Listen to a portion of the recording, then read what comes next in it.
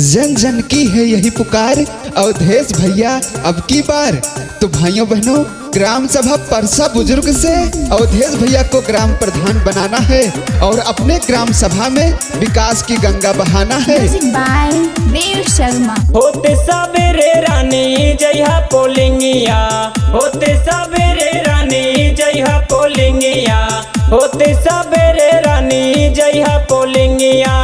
आयल चुनाव सब मारा मोहरिया, संघरिया चली जइहा, बाबू अवधेश यादव जी के विजयी बनैहा, बाबू अवधेश यादव जी के विजयी बनैहा, बाबू अवधेश यादव जी के विजयी बनैहा, विजयी बनैहा हो, विजयी बनैहा हो, विजयी बनैहा, बाबू अवधेश यादव जी के विजयी बनैहा।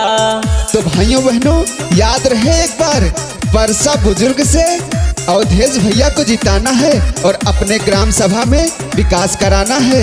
अवधेश भैया जिंदाबाद जिंदाबाद जिंदाबाद, अवधेश भैया जिंदाबाद जिंदाबाद जिंदाबाद। नाली व खड़ंजा में तो खूब लगवई है, खूब लगवई है भैया, खूब लगवई है। गांव पर सब बुजुर्ग के भाग चमकई है, भाग चमकई है भैया, भाग चमकई है। दादा माई चाचा चाची सबके बतैहा, संघरिया चली जाइहा, बाबू अवधेश यादव जी के विजयी बनैहा, बाबू अवधेश यादव जी के विजयी बनैहा, बाबू अवधेश यादव जी के विजयी बनैहा।